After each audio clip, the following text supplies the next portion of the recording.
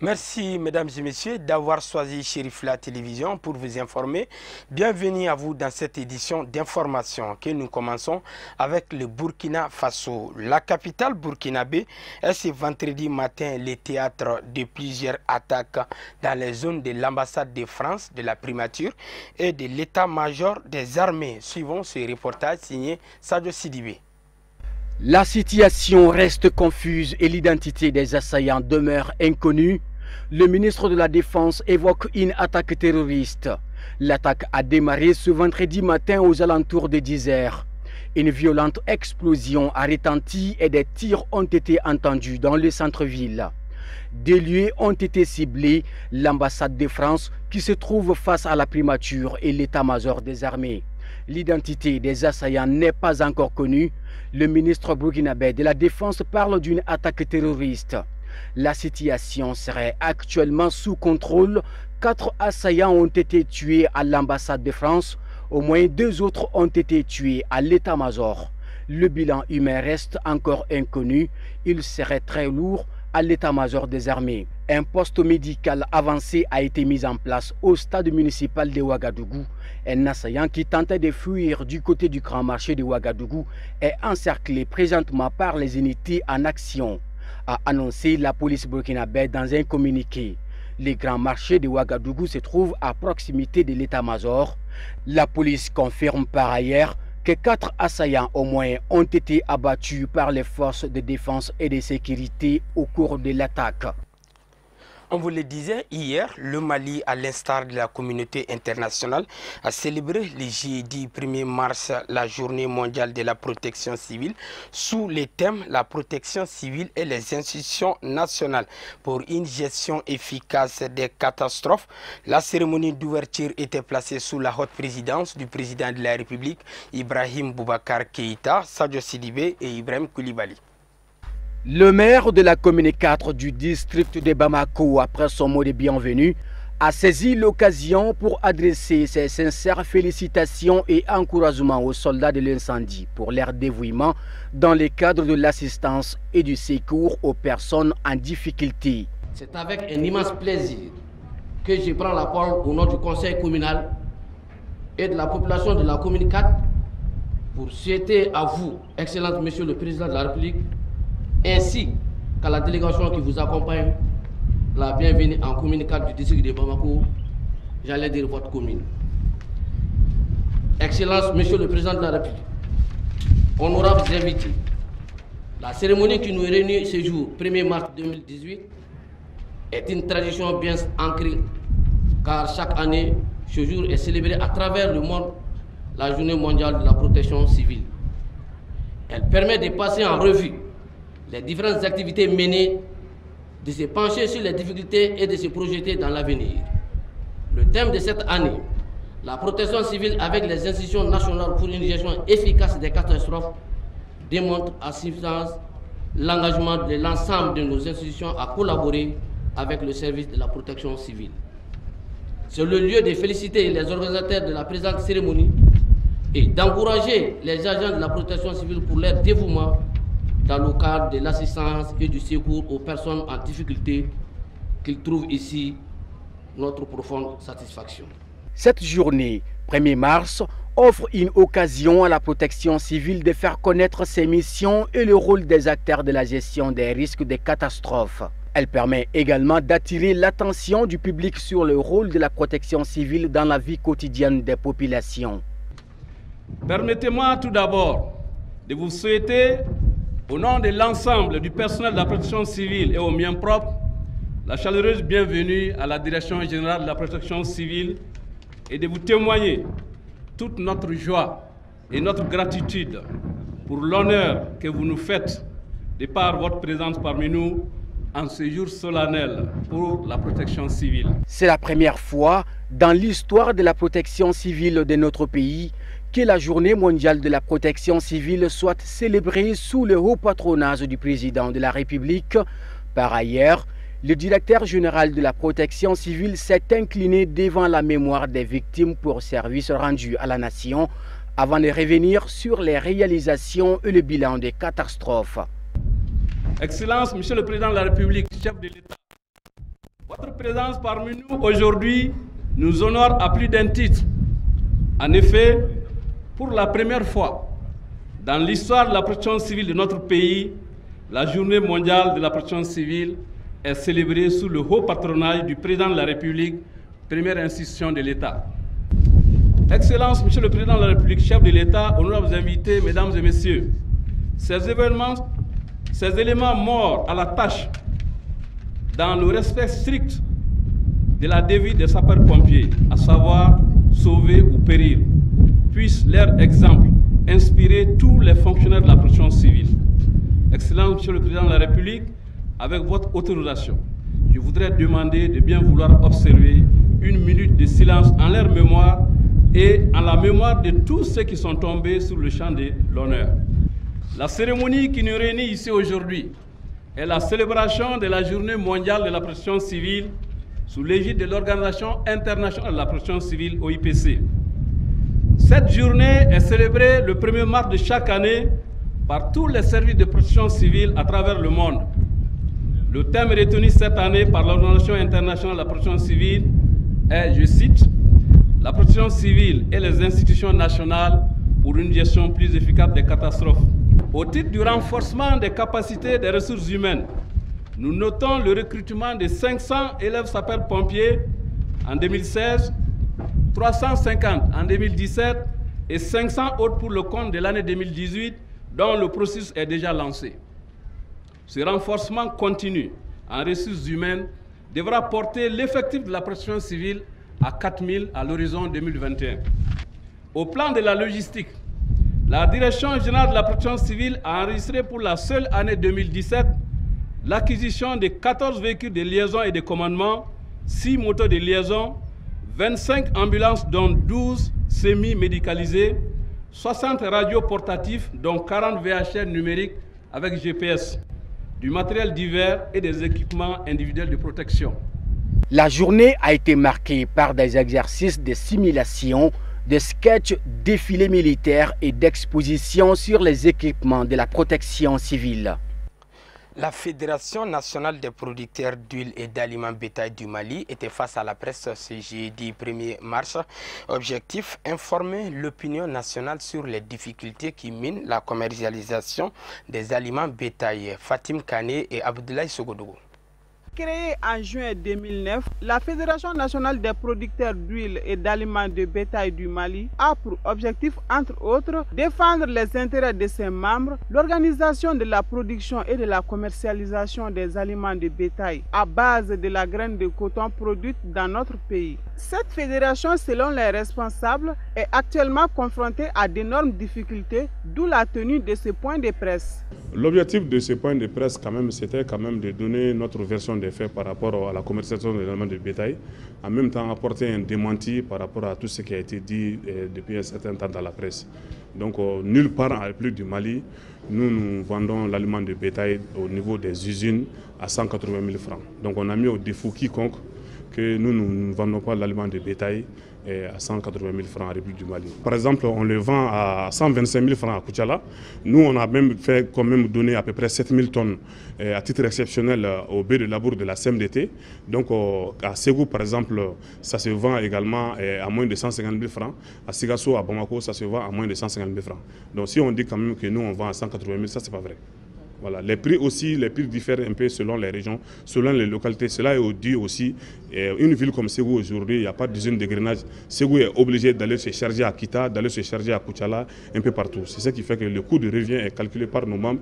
C'est ce qui fait que souvent, quand même, il y a cette différenciation de prix. Le souhait de la fédération est qu'on organise quand même une rencontre entre nous, l'APECAM, la Fédération des éleveurs, la CMDT et tout le monde, afin quand même qu'on puisse trouver quand même un terrain d'entente par rapport à la commercialisation et par rapport à la production de l'aliment de bétail.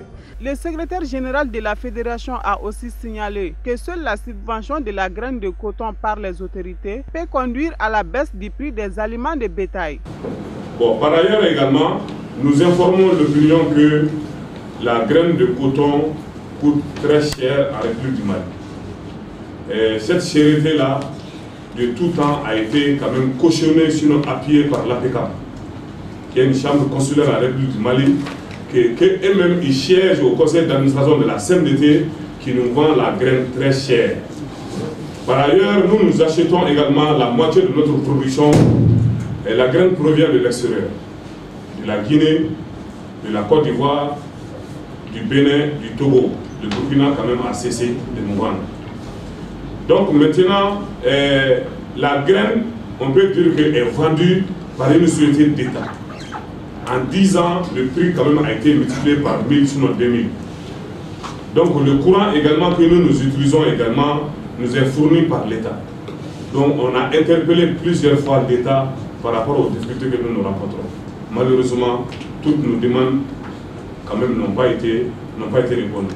Donc nous aussi, on est obligés aujourd'hui, après tout calcul, quand même de vendre l'aliment de bétail quand même à différents prix dans les différentes régions. Et à chaque fois quand même que nous et les éleveurs, on s'entend sur un quota, sinon sur un prix, généralement les 90% de l'aliment de bétail qui leur est destiné n'est pas enlevé. Chose qui est dommage. Donc on a compris que souvent, il y a des éleveurs aussi qui se transforment en revendeurs. Il va falloir quand même qu'ils trouvent une solution par rapport au prix de la graine produite en République du Mali. Notons que la Fédération nationale des producteurs d'huile et d'aliments de bétail regroupe 95% des huileries implantées un peu partout au Mali. La Fondation Amadou Djadje Sako a fait ce jeudi 1er mars une remise de matériel pédagogique, informatique et des sacs de riz à des écoles et médersa de Koulikoro. Elle a également procédé à cette occasion au lancement des travaux de réfection de la rue 164 au quartier plateau de Koulikoro. Ces deux cérémonies conjointes ont enregistré la présence du public, des autorités administratives traditionnelles, religieuses et des professionnels du monde de l'éducation. Envoyés spéciaux à Koulikoro, Al-Amidou Badeni et Abdoulaye Sogodogo. Contribuer au développement local, tel est l'objet dans lequel s'inscrit la présente donation de la Fondation Amadou Djadje Sako. Un don d'environ 10 millions de francs CFA composé de livres islamiques, de cahiers, de stylos, de 50 tables bancs, de 6 ordinateurs bureautiques et d'une tonne de riz. Merci, c'est un sentiment de satisfaction. Je remercie infiniment la Fondation Amadou Djadje Sako. Nous sommes des bénéficiaires parce que une école médersa vient de bénéficier de 50 tables bancs. Si nous savons qu'à la date d'aujourd'hui, ils ont 0 table banc. Et la fondation vient de doter aussi les médersa de fournitures scolaires, de matériel scolaire, ce qui nous permet d'améliorer les résultats scolaires. Donc vraiment, c'est un sentiment de joie et de satisfaction totale. L'école des sourds-muets de Koulikoro n'est pas restée en marge de ces donations. Elle a reçu, en plus du matériel pédagogique, des sacs de riz et la somme de 200 000 francs CFA. Nous remercions le donateur, nous remercions tout ce beau public qui était là. Nous sommes très contentes de ce qu'on nous a donné et de la façon qu'on nous a donné. Vraiment, je suis très contente et toute l'école est ravie du geste. Les enfants sont en train de s'épanouir de ce qu'on les a fait. Le fait d'être parmi les autres, c'est déjà quelque chose pour nous. Merci à Sako, merci à sa fondation, merci à Chorifoula, merci aux Mandersa qui ont été cause, merci pour tout le monde. Les autorités administratives, traditionnelles et religieuses ont remercié la fondation pour sa contribution au développement et invité les bénéficiaires à faire bon usage de ces équipements. La fondation a ensuite lancé les travaux d'aménagement de la rue 164, située au quartier Plateau 1 de Koulikoro. Objectif, faciliter la mobilité aux riverains, en particulier les vieilles personnes. C'est encore une demande des usagers du quartier qui sont là il y a très longtemps. Les jours usagers, ça les fatiguait pratiquement dans leur quotidien, parce que vous avez vu le coin. En montant, tu montes, voilà, en partant à la mosquée, c'est les jours qui traversent. Bon, moi je pense que quand même si tu prends religieusement, c'est pas aussi fameux. Bon, et voilà, entre autres, qui nous a poussé à prendre le dossier et puis voilà, à les traiter. Et voilà, aujourd'hui, ça a été vraiment un grand jour pour nous. Les activités de la journée ont également été marquées, entre autres, par la lecture du Saint-Coran, des sketchs, des prestations de sourds-muets et une visite à la famille fondatrice de Koulikoro. Le groupement des menuisiers professionnels de Bamako a tenu une réunion d'information hier jeudi 1er mars à Bakaribougou en commune D du district de Bamako. Objectif, compte rendu des rencontres entre les autorités et la commission du dit groupement relative à l'exportation du bois guinéen. Reportage Sédou Niaré avec la voix de Ousmane Sogori.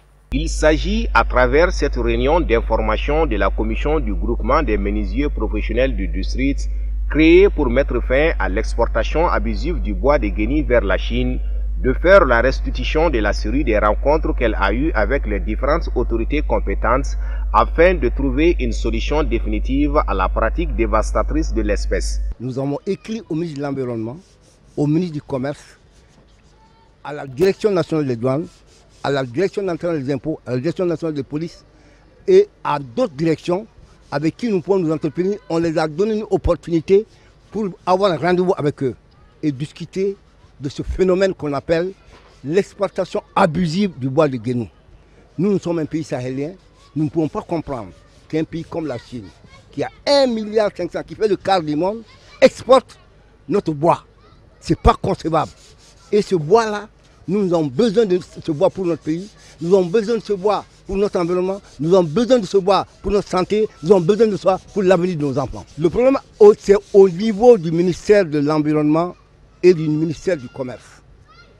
Nous avons été surpris d'entendre que c'est les commerçants qui sont en train d'exporter, ce n'est pas des exploitants forestiers. Or, nous pensons qu'on ne peut pas sortir du bois de ce pays sans le ministère de l'Environnement, à travers ces démembrements que sont les eaux et forêts et les autres structures. Donc nous sommes étonnés de voir qu'ils nous disent qu'ils ne sont pas au courant. Et ils nous demandent aussi si nous avons éventuellement des informations à leur communiquer. Nous avons été à l'usine de bois, où on a eu 64 camions remplis de guenous pour sortir pour l'extérieur du Mali. Nous les avons informés. Tantôt ils nous disent que soit ils ne sont pas au courant, tantôt, l'agent qui s'occupe de ça n'est pas là. Et ils nous disent souvent qu'ils ont des documents. Alors nous, on est surpris de voir que chacun se faufile derrière un mur que nous ne savons pas qu'est-ce que c'est. Donc nous sommes prêts à ce mur-là, à casser ce mur et aller nous plaindre là où il faut et amener ce problème au niveau national et mieux même au niveau international. Rappelons que le groupement des menuisiers du district n'entend pas s'arrêter en si bon chemin. Très prochainement, il compte organiser une marche pacifique pour éveiller les consciences. L'otage française Sophie Pétronet, enlevée au Mali fin 2016, est apparue dans une courte vidéo diffusée par le groupe de soutien à l'islam et aux musulmans, a annoncé le site un centre américain spécialisé dans la surveillance en ligne de la mouvance terroriste. Voyons ce commentaire signé Moussa Fomba. La vidéo d'un peu plus d'une minute que rien ne permet de dater laisse entendre que l'état de santé de Mme Pétronet, âgée de 75 ans et qui dirigeait une association d'aide aux orphelins, est précaire. L'otage enlevé à Gao au nord du Mali le 24 décembre 2016 par des hommes armés ne s'exprime pas sur cette vidéo. En voix off, on entend un enregistrement du président français Emmanuel Macron répétant en boucle « Je vous protégerai ». Aucun groupe n'avait revendiqué le rapt jusqu'à ce qu'en juillet 2017, la principale alliance terroriste du Sahel liée à Al-Qaïda diffuse une vidéo montrant 6 étrangers enlevés au Mali et au Burkina Faso entre 2011 et 2017, dont Sophie Pétronet. J'ai entendu l'information à la radio ce matin, ma belle-fille m'a prévenu ce matin aussi. Mon fils qui chapeaute nos contacts avec les autorités avait été prévenu par le Quai d'Orsay jeudi soir, a déclaré vendredi son mari Jean-Pierre Pétronet. J'espère que cette vidéo est vraie et qu'elle est vivante, a poursuivi M. Pétronet qui habite en Haute-Savoie, centre-est de la France et dirige une société en Suisse. Suivons à présent ce qui fait l'essentiel de l'actualité africaine et internationale en bref et en images, une compilation signée Abdoukarim Sako.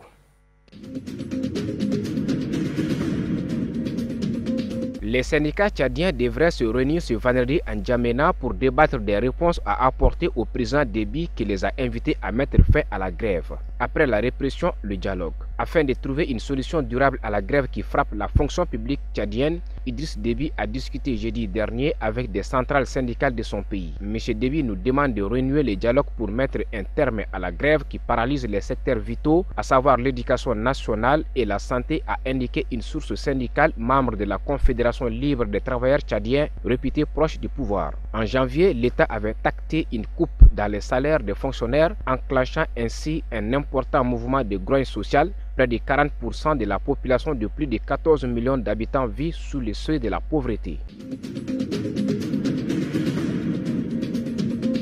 À peine le très contesté Jacob Zuma parti, Cyril Ramaphosa, le nouveau chef de l'exécutif sud-africain, fait grincer des dents. Le futur budget de la nation arc-en-ciel, publié récemment, fait état d'un salaire annuel de M. Ramaphosa plus élevé que celui de l'ancien président. Et cela suscite la méfiance de certains, dont le Remia opposant Julius Malema. Le nouveau chef de l'État empochera la rondelette somme de 248 000 € cette année, ce qui veut dire que M. Ramaphosa aura 50 000 € de plus que Jacob Zuma, récemment contraint à la démission. Qualifiant M. Ramaphosa de déjà milliardaire, l'opposant Julius Malema a laissé entendre que le nouveau président n'a en réalité pas besoin de tels revenus. Le président en exercice du principal parti d'opposition du Zimbabwe, Nelson Chamisa, a été investi jeudi candidat à l'élection présidentielle prévue cette année, la première depuis la fin des 37 ans de règne de Robert Mugabe. Cette décision tranche au moins provisoirement les rivalités qui agitent le parti depuis la mort le mois dernier de son chef historique, Morgan Tsvangirai. M. Chamisa, qui se prévalait d'avoir été nommé président par intérim, a finalement remporté la course pour la succession. Plus de 5,3 millions d'électeurs ont déjà été enregistrés pour ces élections, a annoncé jeudi à la presse la présidente de la commission électorale. La justice angolaise a ouvert vendredi une enquête sur des possibles détournements de fonds à la compagnie pétrolière nationale Sonangol lorsqu'elle était dirigée par Isabel dos Santos, la fille de l'ex-président José Eduardo dos Santos. En présentant mercredi devant la presse les résultats annuels du groupe, le PDG Carlos Saturnino a dénoncé avec virulence la mauvaise gestion de sa prédécesseur et pointé du doigt des opérations à la légalité douteuse. Nommée à la tête de la Sonangol par son père en 2016, Madame dos Santos a été remerciée le mois dernier par le nouveau président de l'Angola, João Lourenço, qui s'est débarrassé de nombreux proches de l'ancien régime.